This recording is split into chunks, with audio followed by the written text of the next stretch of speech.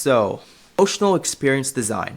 This is the deliberate design intent to elicit some sort of emotion from the player. More into this.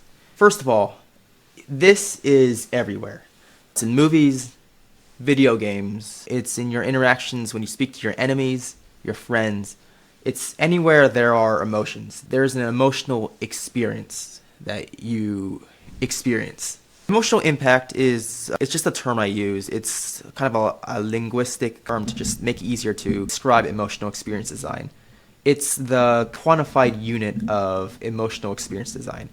So if a scene someone did a really good job with emotional experience design in a scene, that has a lot of emotional impact. It has a high emotional impact, if you will. Emotional experience design, EED or EXD. Emotional experience design is very subjective. It's also very deep. As you're going to see throughout this slideshow, we're going to have a hard time expressing some things. It's like, how do you really turn an emotions or an art into a science? That's what we're trying to do here. We're trying to document human experiences, a particular kind of human experience, as if it was a science. So if this is a little hard to follow, it's understandable. There is something here. We are cooking with something, if you will. So, a quick question. When was the last time you felt a high emotional impact when playing a video game? Right, you played it and it just kind of stuck with you and was just thought about for a long time and just kind of inspired you. Maybe it got you to wake up earlier out of bed. Right. When was the last time that happened? Now, I'm not doubting it has happened, but I'd imagine it's not too often. It's kind of a rare feeling, right? I'd argue games you go through the motions, right? They don't really push your emotional experience too far. Additionally, I'd say games these days are kind of unfocused. You play them and the emotion they offer a lot of the times is addiction, right? You play them, you level up, you feel like you're progressing, and you can't stop because you're addicted. That's the emotion games tend to give you. It's alright, it's a positive emotion, but there's more to it than that. More on this in a bit. Additionally, games will offer you adrenaline. I like to pick on the game Hades.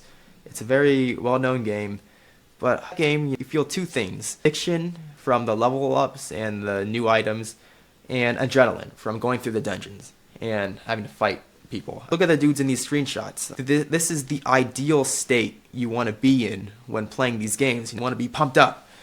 Which, look, adrenaline and addiction and progression, there's nothing wrong with these feelings, but they're so prevalent in video games.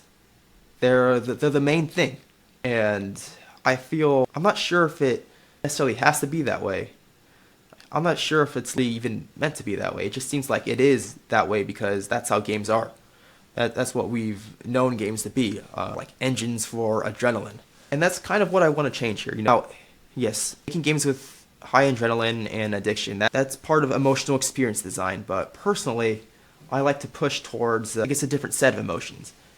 And through the study of emotional experience design, I like to just highlight that we do have an overrepresentation of games with adrenaline out there, when there's just a whole range of emotions that we can be feeling that just don't get any attention.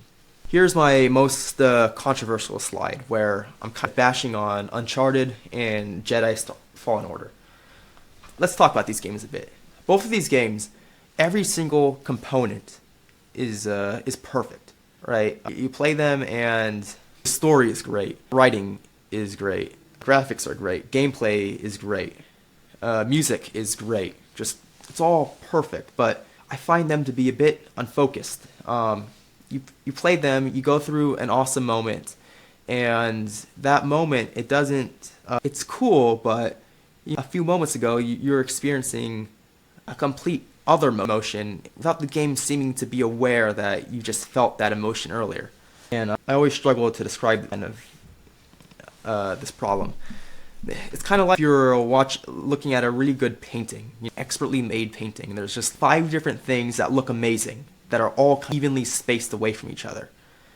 it's like that spacing takes away from that photo because you don't know what's important. There's no hierarchy to the image, and you just it's like each component of that image is wasted because it just couldn't commit to one thing. I find these a game like Uncharted or Jedi Fallen Order tend to be so all over the place that they just lack the pressure. They lack the emotional pressure, if you will, to really just push towards a particular emotion. They also feel like they're just not aware of the emotions they're making the player feel. And after you go through maybe a heart-rending scene in one of these games, by the time you get to the next scene, you feel like, oh shoot, was that last scene, was I actually supposed to feel that way? Was that intentional, or was that just me just kind of ascribing feelings to the moment? Right? That being said, look, let's not bash I don't want to bash on these games too hard. There really aren't any games that do this better. There are, but I would say there aren't many other, this is a low resolution way of saying it, there aren't any AAA games that do this kind of experience better. There aren't any big games that really push what's possible, that do this better. I'm going to come up with examples later that I believe do this well, and they aren't really much better than the examples I have here. These are just more modern games, so I feel it's easier to show them off to people. But this unfocused nature of games that actually do offer more emotions and adrenaline and an addiction, they tend to be unfocused, and that's a bit problematic. But I don't have any slides on this next topic, but two kinds of games that are focused. You play them, and the emotions you feel, you are certain that's what was intended and that you're not just making a mistake, right? The first one are horror games. You play those games, and you're scared, and you're absolutely sure that fear was what was intended, right? You play a horror game and you get scared. You don't think by the end of it, wait, was I supposed to be scared by that? Right? You just kind of know. You're supposed to be scared. Everything is trying to scare you. Horror games, I find, are the best, are one of there are two examples here, but are the best examples of emotional experience design done well, right? You're supposed to feel scared, and you feel scared. Wow, it's not, right? I'd imagine in a game like, even in a game like Uncharted or Star Wars Fallen Order, there might be a scary scene. You get scared by it, and I'm sure if that were to happen, you would know that, oh shoot, I was supposed to be scared. You wouldn't have any questions about that. Fear is very, I guess fear is a very simple emotion. You can't really mistake it. It's always deliberate. Another good example of a game with good emotional experience design are walking simulators, funny enough. Walking simulators, everybody has a story about them playing a walking simulator here and there, like Journey or Dear Esther. They get to, at some point in the game, they're just brought to tears because of the experience they go through. And when you play those games, you feel these ways, and maybe you're a little confused whether you're supposed to be so emotional to that, but it's so much more clear than something like Uncharted, right? The emotions you feel in such a game are like, you doubt them less. You're supposed to feel them. And they're definitely there. They are a good example. That being said, I feel we could do better than walking simulators. I feel gameplay, something they lack, can really enhance a walking simulator. Right? Horror games are most developed in that regard because they tend to have gameplay, albeit usually very simple, watered down gameplay. But they have gameplay that enhances the experience. A walking simulator, its experience, I believe, can be enhanced by shooting and fighting and action you do in a gameplay. That being said, as you can see from existing games out there, gameplay tends to confuse the player from the emotional experience that was intended. Something I hope to learn and basically kicks for the industry, you could say.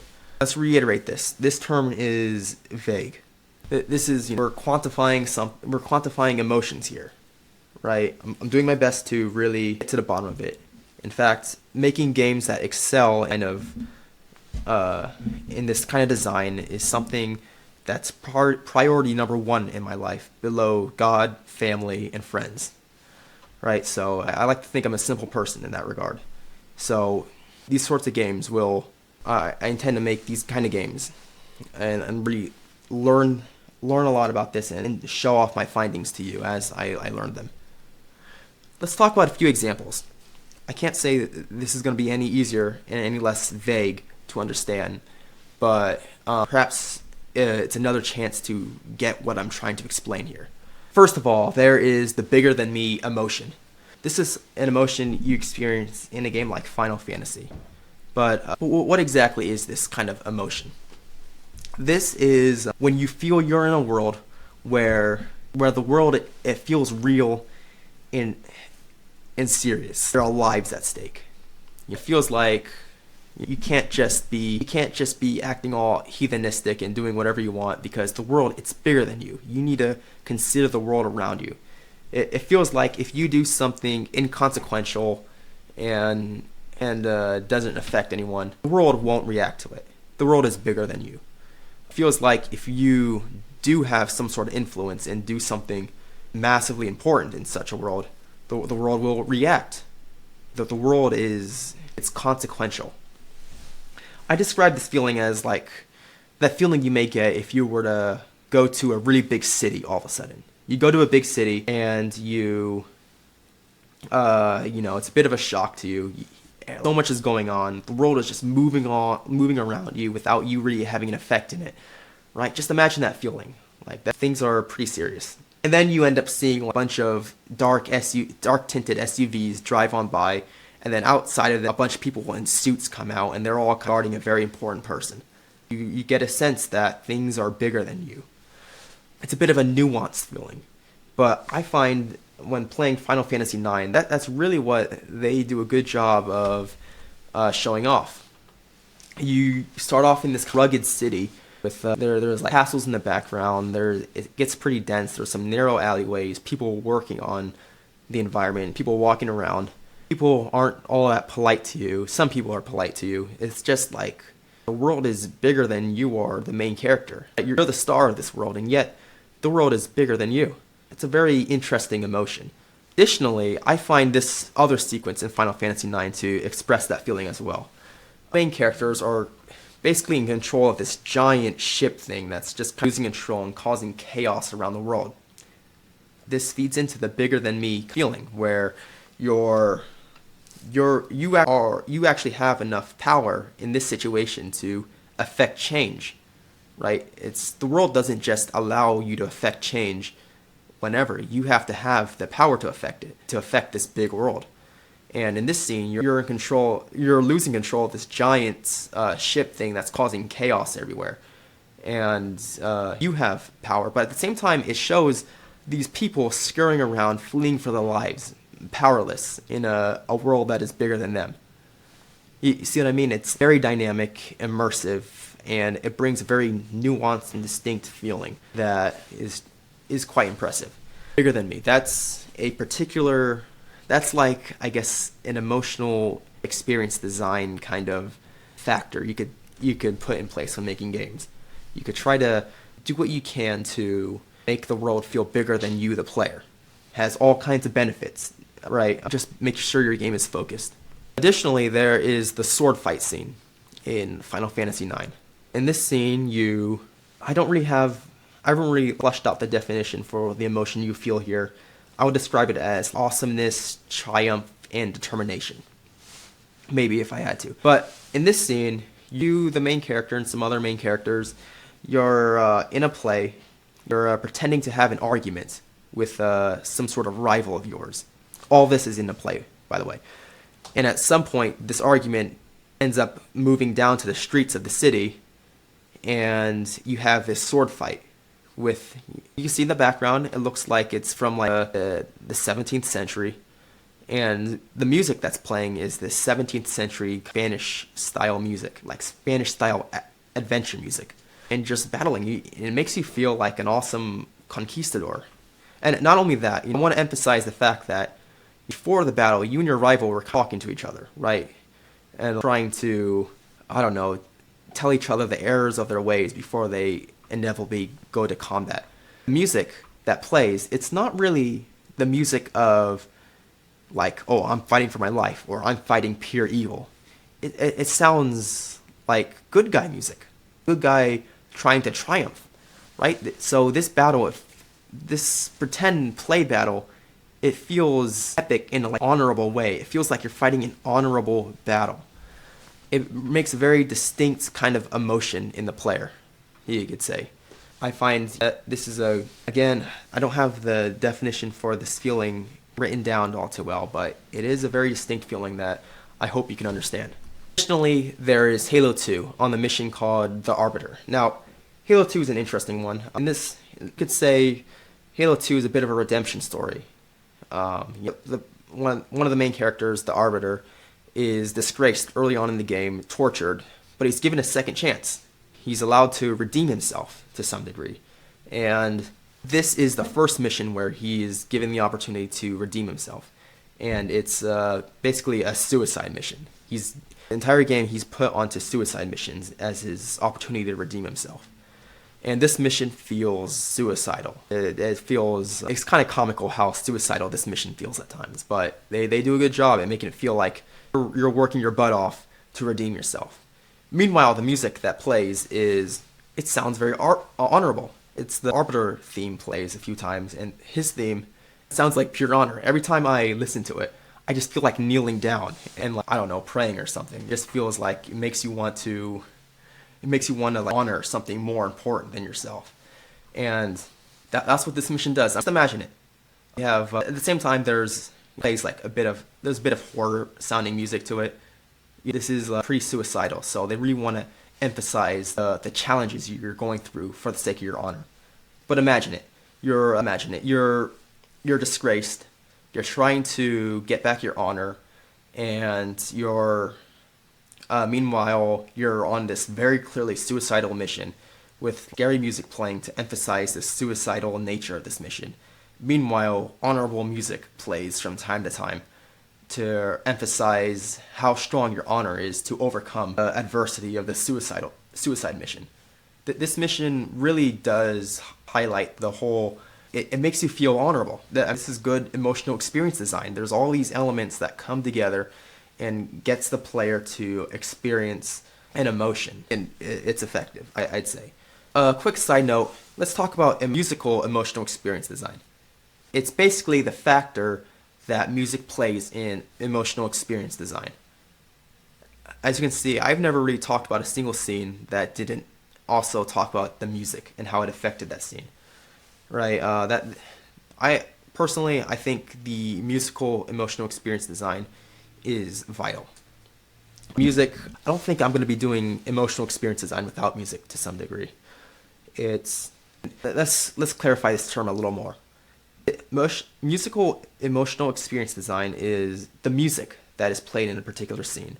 It is how the music affects the scene, how it affects the gameplay, how it affects the emotions of the scene, what music was chosen, why it was chosen. It's the questions around the music's participation in a scene. That being said, music, it's not necessarily 100% required for a scene.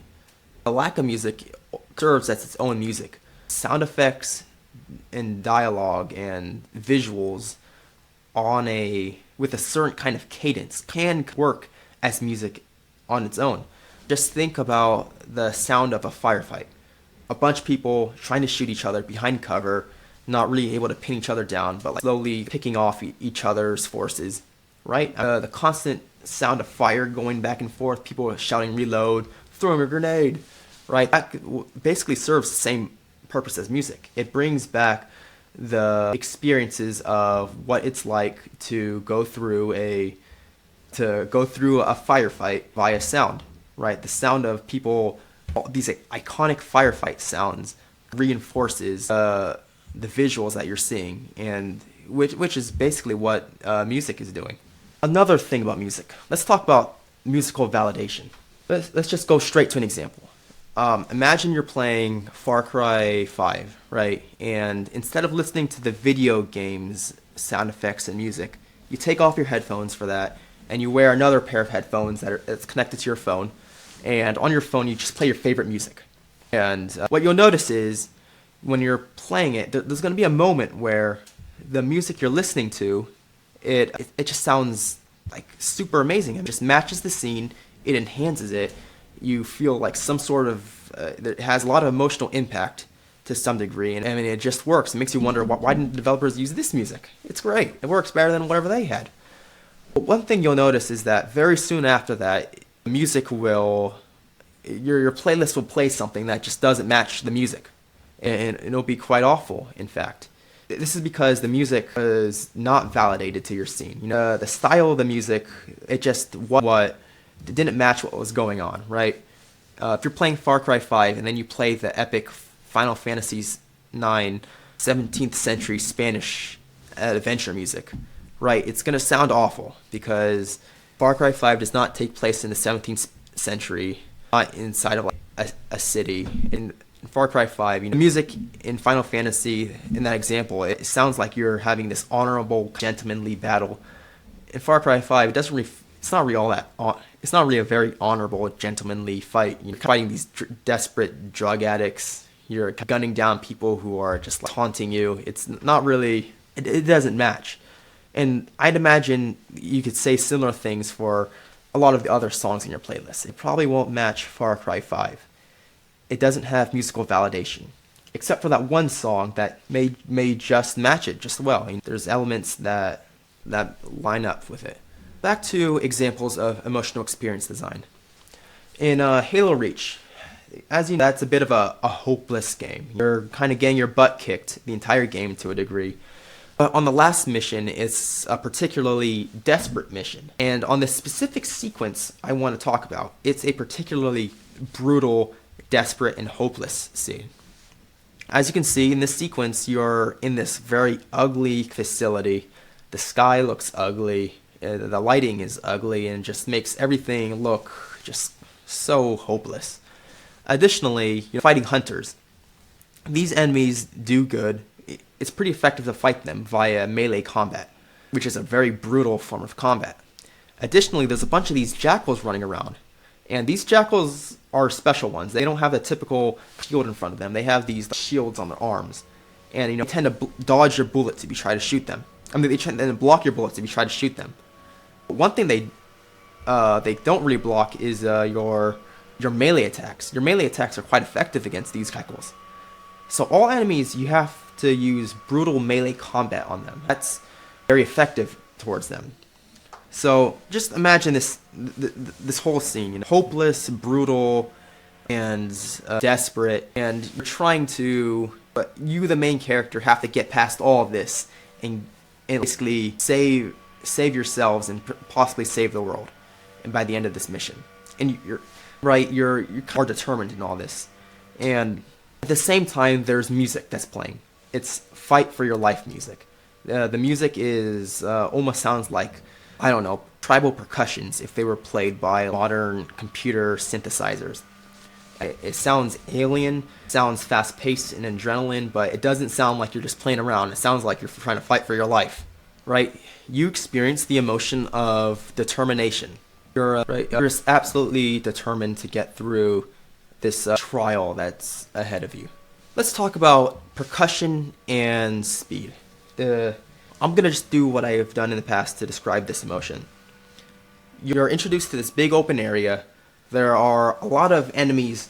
There's a lot of friendly people, running away from a particular scene. There's a lot of enemies off in the distance. And in the distance, there's fire and smoke. So, meanwhile, there is percussion playing. Fast-paced, almost tribal-sounding percussion, almost like Roman-sounding percussion. And it gives you a bit of adrenaline. And you move, and you're given a lot of space to move forward. The enemies aren't actually in your way yet.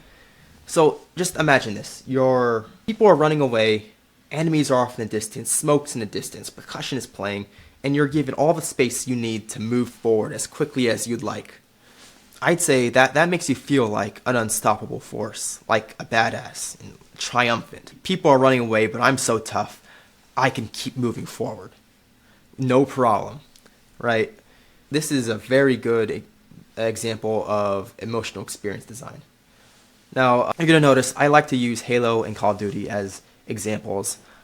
I'm not saying these games are particularly better than something like Uncharted or Star Wars or the Star Wars games that are out now, but I find them to be a little more focused.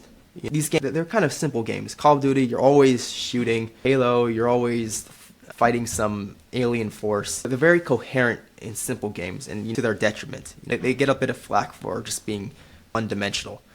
But I find this one-dimensional actually helps it in its focus, its emotional pressure it applies in certain areas. Another experience I want to talk about is what happens when many aspects of a video game all ramp up their intensity at the same time. In this particular scene, in that same mission in Modern Warfare 3, you're moved up a little further, right? So now the enemies are in higher number, things are a little tougher, you can't just like run up forward, there's no longer people running away from you. At the same time, more is going on visually, you're in the midst of the fire and smoke now, and there's even more fire and smoke to go around. There's higher, taller buildings, and at the same time, the music increases in its energy. The percussion gets louder, more intense, faster tempo. So all three of these things all just increase at the same time. And I'm not sure what emotion this makes you feel. I guess it makes you feel just like determined. It makes you feel like the feeling you get when you're up against something very challenging that you're determined to overcome. I'm not sure what it is, but whatever it is, it's pretty unique from this day and age, and it has good emotional impact. It's highly effective emotional experience design, I have to say. I already talked about that. So, are you still confused? If so, that's fine. There's a lot to go. There's a lot to really dial in on these topics. Each of these slides, I could probably make an entire slideshow out of. We're looking at this from a really high level, almost a low resolution level. This is something, this video is hard because I really want to just make whole slideshows out of single slides here. But this is just something to get us started, something to maybe reference back to, something to correct in the future. I like the idea of before you break a rule, you need to first make a rule. Right, I'm all good with breaking the rules so long as there was a rule to break. And so right here, I'm trying to establish foundation, something to proclaim, and then if I get something wrong, I could correct it later. But that is emotional experience design. This is what us at Spectacle Games will take very seriously and really continue to hone. Right, this is how we will change the industry and expand it. So that by defining emotional experience design, perhaps we could shed light on the fact that we're only looking at a small subsection of games with adrenaline and progression and addiction, right? When there's just so much more, right? It's a big world out there, and I hope to really expand that world a little more. All right, I hope you enjoyed. Take care.